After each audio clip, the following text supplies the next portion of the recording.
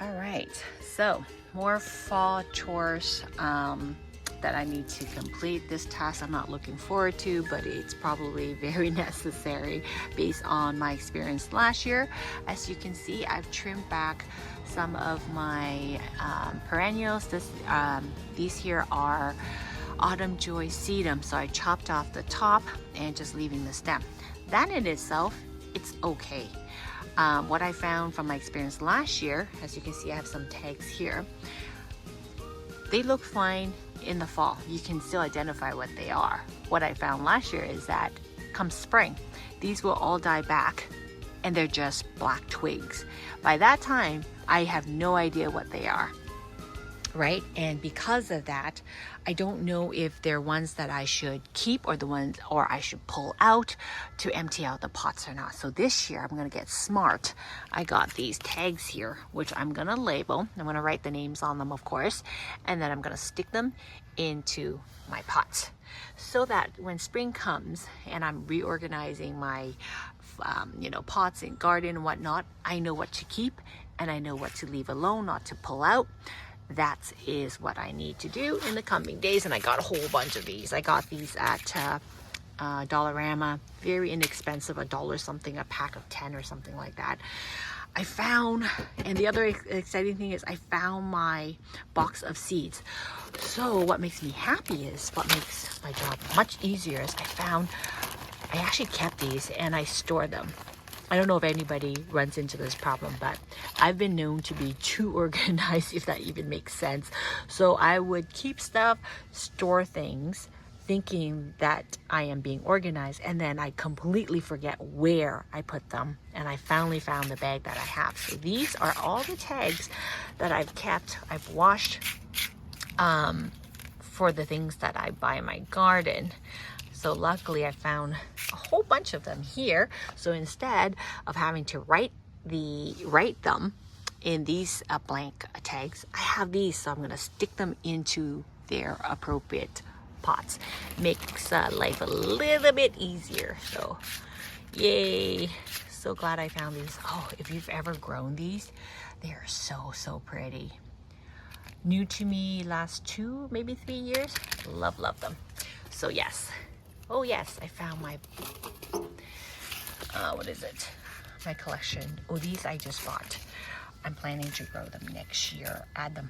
Oh, if you've ever grown this, you know what I'm talking about. This is one I'm definitely going to be growing from seeds again. Love this one. And these ones I bought new.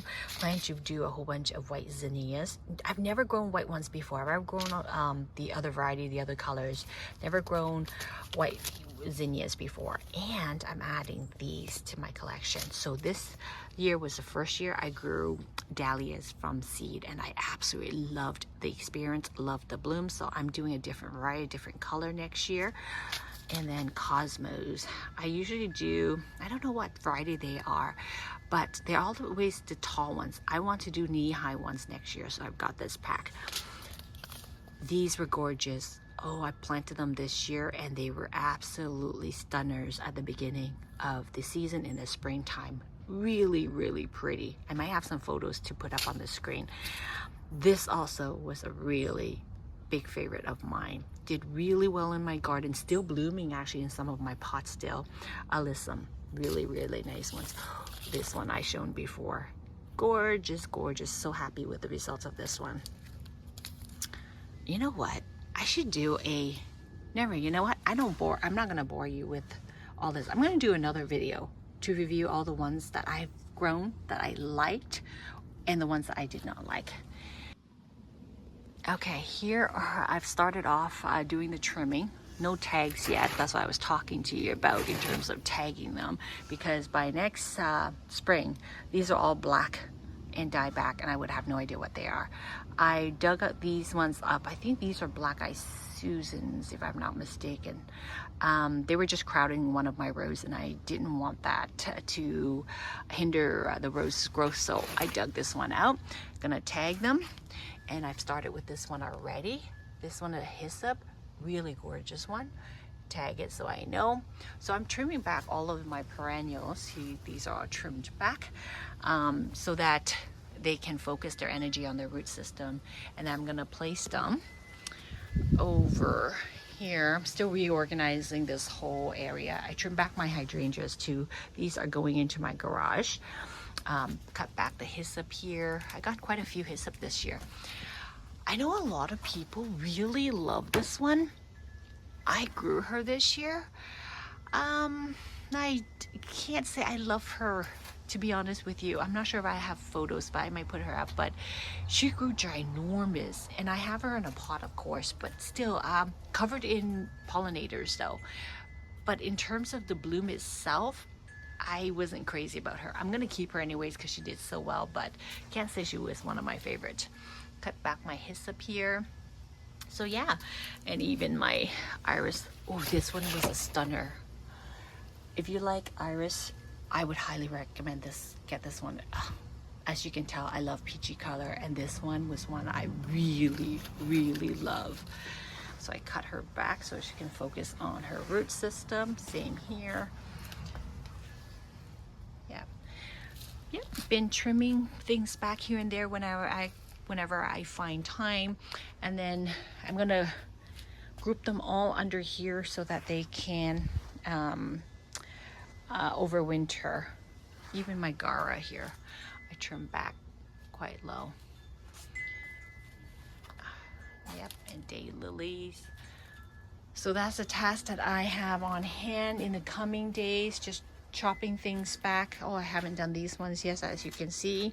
So I'm gonna bring them way down. Oh, one thing I learned from last year that I wanted to share.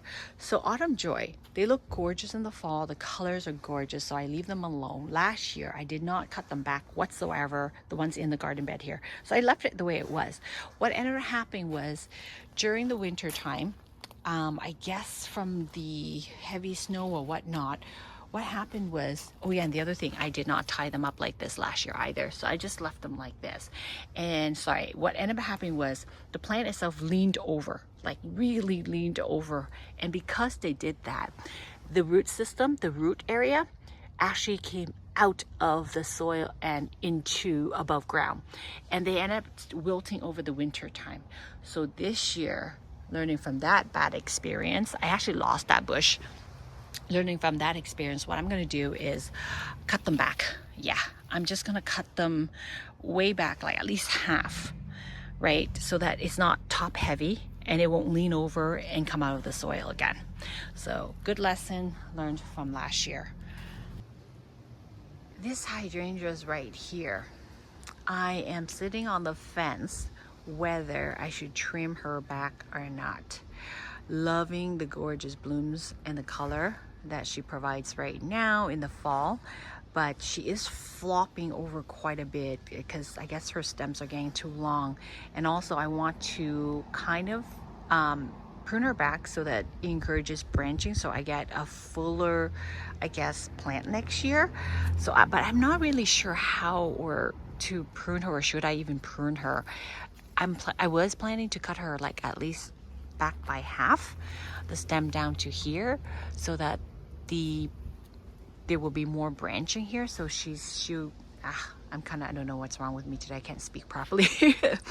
But so that she branch out a little bit more at the bottom, so she's not as straggly, or she'll have a better form. That's what I was getting, a better form next year. But yeah, I'm still sitting on the fence what I want to do with her. If you guys have any suggestion or know what variety this is and how or when I should prune, please leave it in the comments below. I would really, really appreciate the advice. Okay, another item on my list to do for fall is to remove this boxwood. As you can see, it has multiple areas where it has died off or is dying. Lots of branches that have kind of died off here too. I really don't think it's gonna recover. And secondly, I have this evergreen here already, and I also have another boxwood here that it's doing quite well. So I'm actually interested to remove this one to open up that space, and I would love to put something different there. I find as my garden here matures, just way too much green stuff, way too much green stuff. So if you have any suggestion of what you think would look good here, let me know in the comments. I'm actually eyeing maybe perhaps a firelight hydrangeas, adding some white to this area, and also for fall the blooms turn kind of reddish color, so I think it would look really, really nice here. And I'll take you to another section where I'm planning to remove another tree. So I have here Rose of Sharon, which I've kind of hacked down quite a bit. As you can see, it was like super, super tall. It was overgrown everywhere, covering sunlight all around here. And also, you know what, I'm just really bored of looking at it, to be honest with you. I know that might sound really bad, but I've had it for ages and ages. I want something different. First I thought I'd just trim it down so it looks neater, but the more I think about it, I actually think I'm gonna just remove it altogether. So once again,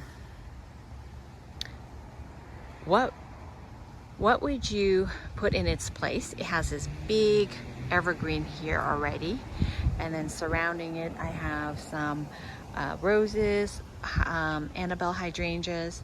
This one's in a pot, so it will be removed soon. I was thinking putting another hydrangeas here, actually, firelight, something along that line. Or what I could do is, I have that hydrangeas right there. It's it's in the Endless Summer series. I think it's called Broomstruck. That one can go in here, or I can do the firelight because I want something with color. I definitely know I want something with color. So fall, I'm gonna hack all the branches down, cover it up so that next spring, hopefully the roots and the branches and the stump will be gone, so that I can plant something new in it. Yep, another item on my list. So let's go over here and look at the boxwood on the other side. So that's that other boxwood that I mentioned earlier that I wanted to remove, just to open up this space a little bit more. Suggestions, ideas are welcome. Oh my gosh, I can't believe this. So I took these cuttings, what is it, September 16th, and check that out. It's rooting. Oh my God, that is crazy. And today we're what, September 28th? 9th? Crazy, right? Oh my gosh. Woohoo!